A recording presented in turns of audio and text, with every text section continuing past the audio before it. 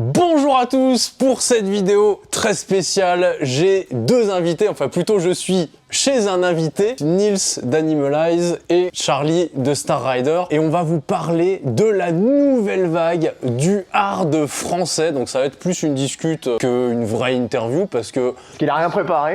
Voilà, parce qu'il se trouve que je suis un peu aussi concerné, puisque en fait on fait cette vidéo à l'occasion de la sortie de la compile Métal Lourd, donc la première compile de la nouvelle vague du heavy metal français. Ça fait un moment que je vous en parle sur mes vidéos de la chaîne principale, sur des vidéos de la chaîne secondaire, Max Waimi Rediff, mais on s'est dit qu'il fallait peut-être un petit peu immortaliser, marquer le coup en fait de cette nouvelle vague du heavy metal français avec une belle vidéo qui remet un peu les choses en place, qui fait un peu l'état des lieux du heavy français, très important. Voilà. Et on allait vous parler de tout ça. Quel a été du coup le point de départ, la petite mèche qui a allumé l'idée de faire une compile heavy metal français, les gars? C'est marrant parce que en fait on a eu tous les deux cette idée, mais séparément sans se connaître.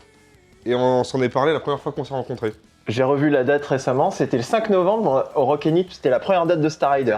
Alors Rock & Nip bar concert à Lyon, voilà, parce qu'il y a des gens qui il y a des gens qui connaissent pas du coup. Charlie il me connaissait parce que tu connaissais Animalize et à la fin de son concert, Je le connaissais parce que j'ai vu les clips quoi, c'est tout. Oui voilà. Et à la fin, il vient me voir, il fait ouais, on peut parler et tout. Moi, j'étais un peu sur mes gardes, tu vois. C'est la concurrence et machin. Et en fait, il vient me voir, il fait ouais, je pense qu'on peut bosser ensemble et tout ça. Je lui ai dit, tu sais que moi je trouve qu'il y aurait moyen vraiment de faire un truc avec les groupes récents français et tout. Peut-être pourquoi pas une compile. Et là, il m'a regardé, il m'a fait t'es sérieux? Je dis pourquoi? Il me dit mais tu sais que j'ai exactement la même idée, j'en ai parlé justement avec un mec aujourd'hui. Donc comme quoi le hasard fait bien les choses. Mais du coup, ça c'était il y a quelques années déjà. C'était 2022 et entre 2022 et 2025... On s'est branlé les couilles. Voilà. Il s'est passé aussi beaucoup de choses. Il y a d'autres albums qui sont sortis, il y a des trucs nouveaux qui ont émergé. Est-ce qu'on peut faire déjà une liste des groupes qu'il y a sur cette compile? Ok, du coup, il y a Furies, Tentation, Hurlement, Crazy Night Killers, Animalize, Star Rider, Herzl. Electric Shock. Electric Shock. Et... Quel enculé, Crystal Frost. Je crois qu'il faisait exprès, mais même pas, tu vois. Il attendait, tu sais, On peut revoir le ralenti de... En fait, j'ai essayé de voir dans ses yeux s'il trollait ou si c'était vrai, tu vois. Donc ça fait 9 groupes dans cette compile, donc honnête, moi je dirais, pour une première compile. Déjà très très bien. Ouais. Les premiers c'est Hurlement, donc Hurlement c'est un groupe de heavy metal parisien qui date d'au moins 20 ans je crois. Je sais pas comment vous faites mais je me base toujours ce premier album, je crois que c'est 2009. C'est ce que ok, voilà, donc 16 ans. Donc c'est le plus vieux en date sur cette compile. Sur la compile, ouais. Et Electric Shock, moi je les avais vus en 2017 je crois au Rising Fest. Donc ça fait déjà une paire d'années aussi que ces groupes-là existent. Donc en fait quand on dit nouvelle vague de heavy metal français, c'est quand même un truc qui s'est construit quand même depuis quelques années, quoi. C'est pas tout récent non plus. 15-20 ans max, on va dire, c'est en opposition au fait que tu as eu toute cette vague, les 80 qu'on adore, voilà, qu'on connaît. Et c'est vrai qu'après, c'est un peu plus tombé dans l'oubli et tout. Et on a l'impression qu'il y a quelque chose qui est revenu dernièrement. Et on a essayé de situer un peu le début de cette nouvelle vague, il y a de plus en plus de groupes. Et bah voilà, en fait, les groupes qui appartiennent à cette vague, on trouve de cette nouvelle vague, on peut les faire remonter jusqu'à fin des années 2000. Voilà, donc c'est pour ça que ça part de Hurlement. Voilà, donc quand on dit nouvelle vague, c'est pas non plus des groupes qui sont venus il y a 6 mois, quoi, non plus. C'est pour juste remettre en contexte et montrer aux gens qu'en fait c'est un truc qui se construit quand même depuis un certain temps. 15 ans, quoi. Cette nouvelle vague. Et du coup, il y a des nouveaux arrivants, j'ai envie de dire. Des groupes qui, pour certains, ont commencé toute fin des années 2010, voire début année 2020. Ah, carrément, ouais. Donc tout ça, on a décidé de le mettre dans le même panier. Même panier pour juste marquer la différence entre première vague du heavy, années 80, ADX, Vulcain et compagnie, on va pas citer encore les mêmes noms. Et la nouvelle vague, parce qu'au finalement au milieu, est-ce qu'on peut parler de vague 90? Moi j'en connais pas des masses des groupes de heavy. Et 2000, on connaît tous Malédiction, mais tu fais pas une vague à un groupe, quoi. Alors on connaît pas tous Malédiction, c'est sur une chaîne YouTube plus généraliste, à mon avis, il y a personne qui connaît. Oui, pardon, ouais. C'est une des raisons pour laquelle il fallait faire cette compile, parce qu'on avait des doutes au début. On s'est dit non mais tout le monde connaît Tentation, tout le monde connaît Herzl. En fait, il y a que les mecs de l'underground de la niche qui connaissent. Nous, ça nous paraissait évident, mais j'ai vu un commentaire sur YouTube où il y a un mec qui disait il y a Electric Shock, Hurlement, Animalize, le reste je connais pas. Comment tu fais pour pas connaître les autres groupes si tu connais ces 3 groupes? Et à l'inverse, moi, il y a des gens qui écoutent Crystal Throne parce qu'ils me connaissent moi. Et du coup, ils ont aucune idée que dans la scène heavy metal française, il y a une nouvelle vague qui se prépare. Et d'ailleurs, j'allais rebondir sur ton exemple parce que moi, il y a une chronique que j'ai vue de l'album de Crystal Throne qui du coup est sorti en 2021. Donc nous, on est beaucoup plus récent par rapport à d'autres groupes qui sont là depuis plus longtemps. Et cette chronique-là, elle m'a fait un peu sourire parce que dans sa chronique, le gars, il mentionne la nouvelle vague de heavy metal français que nous, on revendique. Et il disait que c'était amusant, ça le faisait rire. Ça le faisait rire. Et c'était un français ou c'était un... C'est un français. Et ça le faisait rire. Et De quoi qui fait rire? il y a 2 raisons possibles. C'est soit ça le fait rire parce qu'il trouve que c'est nul, et soit ça le fait rire parce que pour lui ça n'existe pas. Ça n'existe pas, ouais. Et moi je pense que c'est plus, il sait pas que ça existe. Et je pense qu'il y a plein de gens qui savent pas que ça existe, qu'il y a une effervescence au niveau du heavy metal français. Et du coup, cette compile, pourquoi elle est très importante? Parce qu'elle sert à mettre ça en lumière. Elle est là pour confirmer l'existence en fait de ces groupes-là. C'est là où je voulais en venir. Cette nouvelle vague de heavy français, pourquoi on l'appelle nouvelle vague? Qu'est-ce qu'il y a de nouveau? Qu'est-ce qui la caractérise Rien. Qu'est-ce qui la caractérise par rapport au heavy français des années 80 et pourquoi ça a un intérêt de la sortir? On dit déjà nouveau parce que c'est la 2e fois qu'il y a autant de groupes actifs en même temps. Déjà, c'est quelque chose de nouveau, de renouveau en tout cas. Tu prends aujourd'hui, je trouve que dans les années, tu prends entre 2020 et 2025, que depuis, je dirais, la fin des années 80 et début 90, quoi, en termes de heavy metal. Musicalement, moi je parle musicalement, qu'est-ce qui caractérise la nouvelle vague? Est-ce qu'il y a un truc qui la caractérise, qui la démarque par rapport à ce qui se faisait avant? On vit avec notre temps, donc forcément, il y a peut-être des influences qu'il n'y avait pas à l'époque, tu vois. Il y a d'autres styles qui sont passés clair, entre temps. J'adore le thrash, tu vois. Dans les années tout début 80, il n'y avait pas de thrash encore. Donc forcément, ça peut pas trop se sentir dans les influences de l'époque, de ceux qui faisaient ces musiques-là à l'époque. Donc je pense que dans tous les groupes qu'il y a dans cette nouvelle vague, par rapport aux années 80, il y a peut-être plus de mélange d'influences qu'avant. Ouais, peut-être plus de mélange d'influences qu'avant, et peut-être aussi des influences même de styles plus récents en fait. Ouais, tu vois, c'est là où je voulais en venir, c'est qu'en fait, cette nouvelle vague de heavy metal français, et ça, c'est un truc que les gens balancent souvent, tu sais, sur Internet, c'est ouais, de toute façon, c'est démodé, ce que vous faites, ça se fait depuis 40 ans, machin, mais justement, c'est très mal connaître l'état d'esprit dans lequel on se met, enfin, en tout cas, moi, je me mets dans cet état d'esprit, je sais que Nils, tu te mets aussi dans cet état d'esprit-là. On n'a pas envie de faire du 80s worship, quoi. C'est pas du plagiat, voilà, non, on n'a pas envie de faire exactement J'ai plus envie pour ma part. Pendant un moment, j'ai eu beaucoup envie, tu vois. Et plus ça va, plus... De toute façon, c'est le but artistique de tous les groupes, c'est de finalement trouver quelque chose de plus personnel, de plus identifiable et qui se démarque. De toute façon, c'est notre but à tous. Hein. Mais déjà, rien que dans la production, on peut aller beaucoup plus loin, en fait. Alors qu'avant...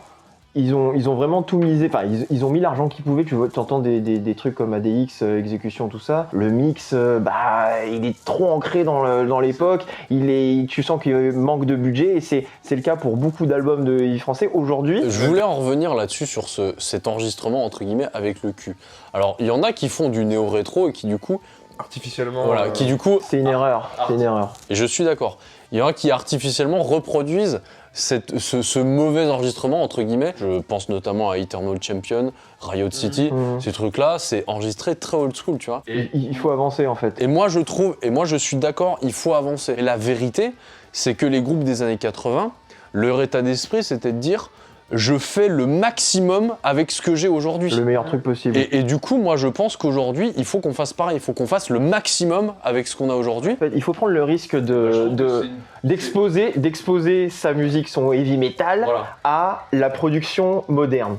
Parce qu'en fait, n'est de heavy metal que réellement la composition, pas le fait de mettre masse de reverb. Non mais on est tous tombés dans le truc. Hein. On est tous tombés dans cette histoire-là. Mais sinon, ça fait éternel worship des 80s. Ouais, faut faire comme ça parce que le heavy c'est surcodé. Premier album de Crystal Throne, je voulais faire la même chose, genre un truc un peu old school parce que j'avais en tête les Riot City, les Eternal Champion, les trucs comme ça. Et le problème, c'est que quand j'ai fait ça, la moitié des trucs que j'avais composés, que j'avais arrangés, etc., on les entendait plus. Ouais. On se heurtait à la limite technique du mix et du mastering old school. Parce qu'on fait que idolâtrer les années 80. Et je trouve que c'est à tort parce que le heavy, pour moi, il faut qu'il revienne. Et quand je dis il revienne, il faut, on en parlait tout à l'heure, rajouter des éléments nouveaux. Et les éléments nouveaux, c'est pas que l'influence de la composition, c'est l'influence des arrangements, l'influence du son. Quand tu commences un heavy, tu idolâtres qui? Judas Priest, Maiden et compagnie.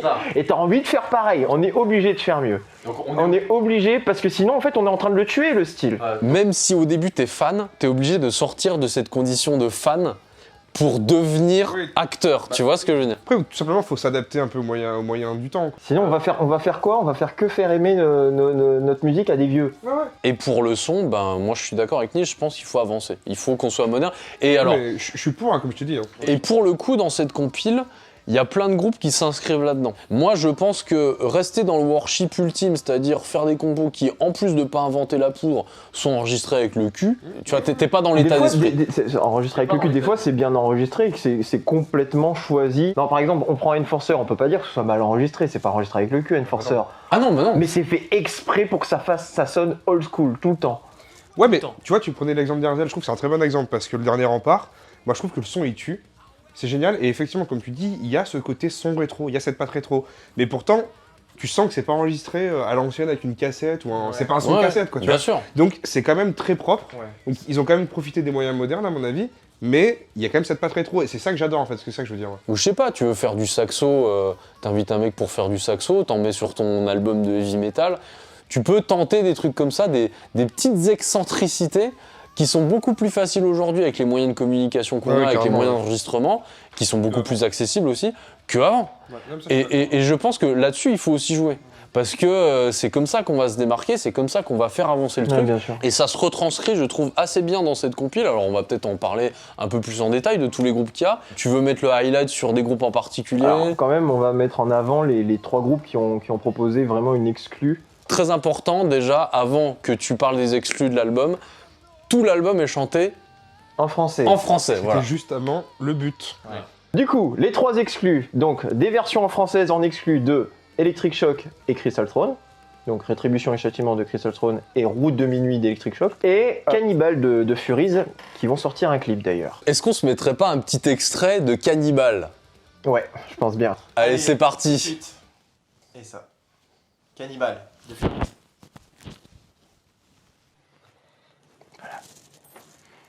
Bon, vu que c'est compile métal français, pour moi ça me paraît évident que vous demandez de chanter en français, mais vous avez peut-être une raison un peu plus intime à ça. Bah oui, parce que justement, il y a plein de groupes français qui chantent pas en français, et il y en a même sur cette compile, comme on a dit, qui ont fait une version française, alors que d'habitude ils chantent en anglais. Donc il y a une vraie raison. Donc Crystal Throne et Electric Shock. Donc Crystal Throne et Electric Shock. Alors, il y a cette raison de vouloir aussi. Alors, il y a encore cette histoire de rendre hommage au groupe français des années 80. On va pas se mentir. Mais pourquoi? Parce que justement, à l'époque, c'était un des rares pays, en dehors de forcément des groupes américains ou anglais qui chantaient dans leur langue maternelle, mais c'était un des rares pays qui avait énormément de groupes qui chantaient dans leur langue. Alors, Pour moi, la langue loin après l'anglais, dans le heavy metal, c'est le français. Il y a pas à chier en termes de nombre de groupes reconnus, parce que quand tu vas en Allemagne, ils connaissent tous ADX, même Suède, où tout le monde connaît... Tout le monde, attention, tout le monde dans l'underground, dans la niche, c'est très reconnu. Sortilège, et bien sûr, on cite toujours les mêmes, High Power et compagnie. Donc c'est vraiment des groupes très reconnus. S'ils sont pas connus, ils sont au moins très reconnus de leurs confrères. Oui, parce que les gens se rendent pas compte, mais dans ce microcosme, qui est pas tellement un microcosme que ça, mais dans le monde du heavy metal, là on parle de groupes qui sont vraiment gros, quoi. Sortilège, ça fait des têtes d'affiche dans des festivals comme le Keep It True. Pour ceux qui connaissent pas, le Keep It True, c'est un festival heavy metal en Allemagne qui dure depuis déjà une vingtaine d'années. C'est le plus gros, je crois que c'est le plus reconnu, en tout cas c'est le plus gros en termes de heavy underground en tout cas. Pour répondre à ta question de tout à l'heure, pourquoi en français? Alors, il y a ce truc où aujourd'hui on peut chanter toutes les langues. Aujourd'hui c'est différent, c'est plus la même chose. On est surtout dans le heavy metal qui est surcodé, on est à la recherche de la petite différence qu'il va y avoir chez tel ou tel groupe de heavy, tellement c'est traditionnel, de toute façon c'est dans le nom. Donc quand tu tombes sur un groupe qui chante dans sa langue maternelle, donc qui chante pas en anglais, ça attise la curiosité. Tu dis, ah tiens, je suis curieux de savoir comment ça sonne, comment c'est fait. C'est juste un truc qui démarque des autres groupes, parce que vraiment, Quand un groupe se démarque des autres groupes de heavy, on est tous dessus. Tellement on se ressemble tous, dans le fond. Dans le fond. Et il y a aussi pour le côté français, je pense que pour le bien de la musique rock, de manière générale, en France, il faudrait raccrocher un peu à la culture en France. Et quand tu rêves trop de l'Amérique, pour moi, ça peut pas marcher. Bon, je dis ça, j'ai des posters de films américains, voilà, on s'habille tous comme des Américains, dans le fond. Mais raccrocher un peu à sa culture, ça permet de solidifier un petit peu ta musique. Quand tu prends Herzl, toi, tu voulais absolument mettre l'intro avec la cornemuse, enfin le biniou. Ah ouais. Franchement, Ça rajoute c'est vraiment génial, un quoi. Comme côté- Eh ben, mine de rien, tu peux penser ce que tu veux d'Herzl, tu peux pas dire qu'il y en a 30 comme Herzl. bien hein. sûr. Moi, pour moi, c'est Constamment, ça le vrai argument, tu vois. C'est constamment. différent. Il faut raccrocher un peu à sa culture. Un petit peu, pas des maths, tu peux toujours chanter en anglais. Il faut pas se prendre pour ce qu'on n'est pas, quoi. Enlève sa cartouchière et mets un béret alors. Oui. Oui. Un béret. Non, mais faut pas- Mais du coup, la compile, elle sort comment? Moi, je sais qu'il y a un CD, il y a un vinyle en double édition, dont une édition limitée avec le drapeau bleu, blanc, rouge, j'ai vu. Et puis, tu as une édition japonaise aussi. Alors, tout est japonais. Ah, tout est japonais, pardon. il y a le- Alors, c'est marrant ça, parce qu'il y a un côté un petit peu chauvin en disant ouais, il faut que ça chante en français, il faut qu'il y ait des groupes français. Multiculturalisme, Mais- multiculturalisme. Alors ouais, mais du coup, quand il faut imprimer, c'est japonais, tu vois. Alors, Très intéressant, c'est très pourquoi intéressant. Toi, t'as un argument là-dessus, moi j'en ai un aussi après si tu veux. Vas-y, Vas-y, commence, vas-y, oui. commence. Comme ça, je le démonte. C'est qu'on en a pas trop parlé tout à l'heure, mais parce qu'on a parlé beaucoup du public français, mais c'était pas que faire connaître au public français. Parce que pour moi, un des buts de cette compile, c'était de faire connaître la scène française à l'international. Donc, justement, avoir un label étranger qui peut distribuer à l'étranger, à l'international, c'est aussi quelque chose qui va permettre justement de beaucoup faire connaître toute cette scène internationale. Parce qu'on n'en parle pas beaucoup, mais le grand mal des groupes français, en tout cas dans le heavy, c'est qu'il y en a plein qui s'exportent pas tant que ça. Oui. La problématique de faire connaître le heavy à l'international, moi je pense que c'est plus important que juste de faire connaître le heavy en France aux gens qui connaissent pas. tu Au vois. moins Ça autant marche- important. Ça marche D'accord. pour les deux. Ça marche pour les deux parce qu'on le disait tout à l'heure. nous, Bah, c'est un peu pour ça qu'on fait cette vidéo, du coup. C'est quand même cool pour les Français qui connaissent pas du tout, qui connaissent pas grand chose au heavy français. Ils disent bon ben par où je commence? Une compile c'est toujours sympa. Ouais. Et après autant pour la France qu'autant pour l'international. Et évidemment on a sorti du coup la version vinyle, elle sort chez Gates of Hell. Donc une filière de Cruz del Sur Alors Cruz del Sur qui est aussi un label de heavy metal un peu underground. en Italie. Qui a signé des groupes français Ouais. aussi. Et qui a signé les groupes. Notamment Herzl Meurtrière Tentation, donc qui se trouve en Italie. Et du coup, j'avais le contact aussi de Mickey de Rockstack, qui est à Osaka. Au Japon. Au Japon, merci. Pour la version CD. Parce que là-bas, au Japon, ils sont beaucoup plus CD que vinyle. Au dernier moment, j'ai envoyé vraiment le mail à Cruz del Sur. Et il était super motivé, super enthousiaste, quoi. Mais pareil, Mickey, les deux, ça m'a soulagé. Parce qu'au début, on s'était un peu démotivé, pas tout le monde y croyait trop à cette compile. Et quand t'as les étrangers qui sont plus enthousiastes que la plupart des groupes qui sont dessus, tu fais « Ah oui, merci Et c'est marrant parce qu'en fait tu te rends compte que finalement il y a de la demande quoi. ». Apparemment.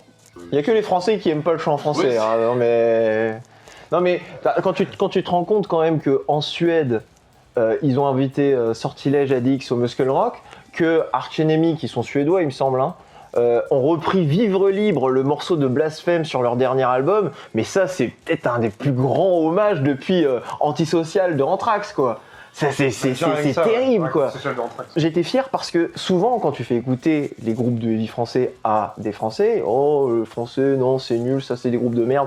La critique, elle y va vite, elle y va très très vite. Quand t'as un groupe aussi influent que Arch Enemy qui trouve que Vivre Libre c'est un bon morceau à reprendre sur un album, pas que en live, là tu dis, bah fermez bien tous vos gueules. Fermez bien. Petite anecdote que tu connais peut-être pas, Churchill Diner de Death. Oui, il y avait T-shirt de Sortilège. Ouais, non mais attends, parce qu'après il a fait son groupe Control Denied, où là c'était chanté en chant clair. Et sa première idée de chanteur c'était Zouille. Il a demandé à Zoé. Alors je sais pas s'il lui a demandé, mais il me semble que sa première idée de chanteur c'était Zouille. Mais Olaf de Enforcer, il trouve que le meilleur chanteur du monde, c'est Zouille, quoi. Ouais, Enfin, Olaf, il adore du- Zoé. Il est fan incontesté, ils avaient fait une date ensemble en Normandie. Le premier chanteur de Warding, il avait été dans la liste, il avait été demandé pour entrer dans Accept. Ah ouais. Donc quand même, il y a un peu de talent en France, quoi. Et Riot qui plagie ADX aussi, mais bon. Oui, bah ça c'est normal. Thundersteel 88, DS du crime 85, tout est dit. Mais oui, vous écoutez Thundersteel de Riot et DS du crime de ADX sorti 3 ans plus tôt, bon là, voilà. Mais ce que je veux dire, pour résumer la situation, c'est qu'il y a énormément d'hommages qui sont rendus au heavy français, soit intentionnellement et de manière officielle, soit de manière officieuse, et qui font qu'en fait, on a une beaucoup plus grosse influence que ce qu'on croit en tant que niche heavy metal française, tu vois.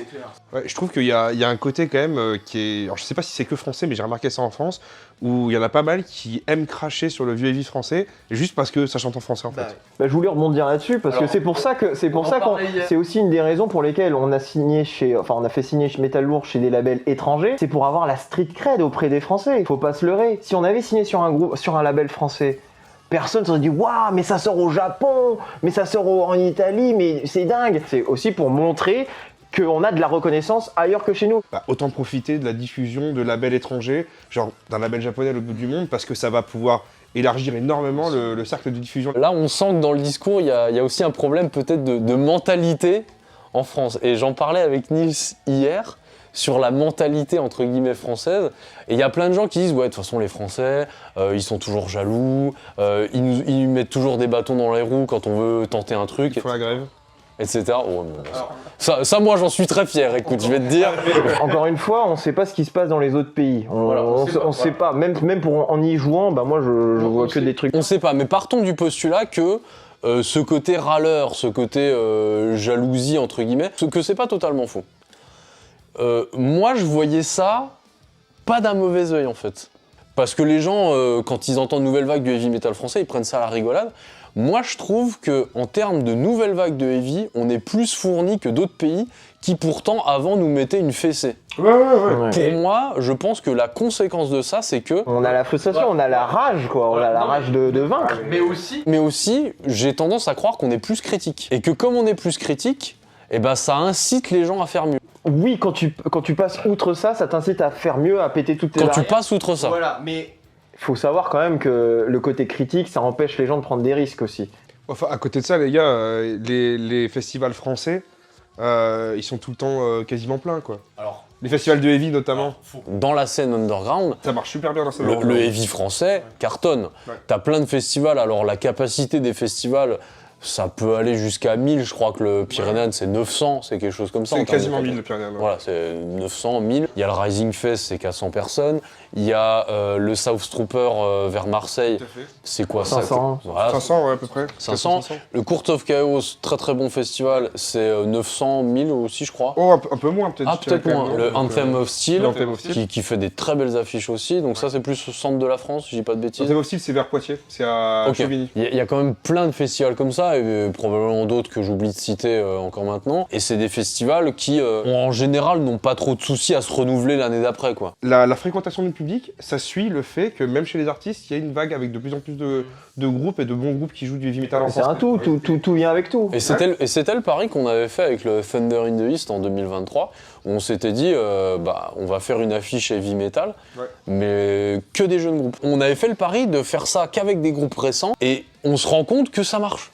Et je pense que les autres festivals, ça fait un certain temps qu'ils se rendent compte aussi que ça marche. Ouais. Et ça fait venir du monde, et tu peux faire une scène avec des groupes jeunes, et pas toujours faire avec du vieux. On veut aussi du public. Ah bah, jeune. on est là pour ça, de toute façon. On est là pour essayer de et tu le vois dans actualiser le Quand on a truc. fait la première partie de Blaze Belly avec Star Rider, on a pourtant le Rockanit à Lyon, on y joue depuis 3 ans. Hein. On y joue une ou deux fois par an depuis 3 ans. Et ben quand on a fait la première partie de Blaze Belly, il y avait 80% du public qu'on n'avait jamais vu. Et ouais, non, il y avait aussi des jeunes. Alors, il y avait. Non, que des vieux, j'y étais, tu mens. Je rigole. Mais à côté de ça, tu vois, t'as la compile, mais il y a des groupes, soit qui commencent à bien marcher, soit qui marchent déjà bien aussi, qui sont français, qui sont pas sur la compile. T'as Palantir, t'as Dunwich Ritual, t'as Meurtrière, enfin tu vois, t'en as plein des groupes en fait.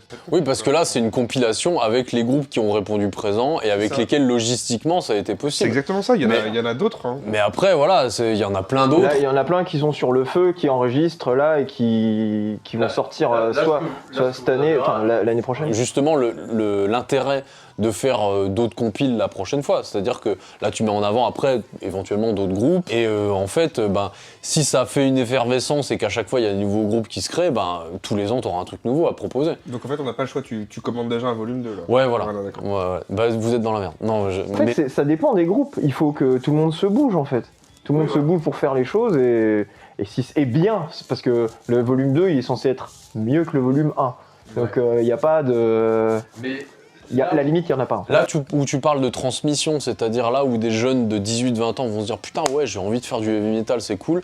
Moi je pense que ce qu'il faut transmettre, en dehors de l'aspect strictement musical, c'est surtout l'état d'esprit dans lequel il faut se mettre. Ouais. Et moi je pense que l'état d'esprit c'est ne pas copier et ne pas avoir peur d'aller dans une direction si personne l'a fait avant toi.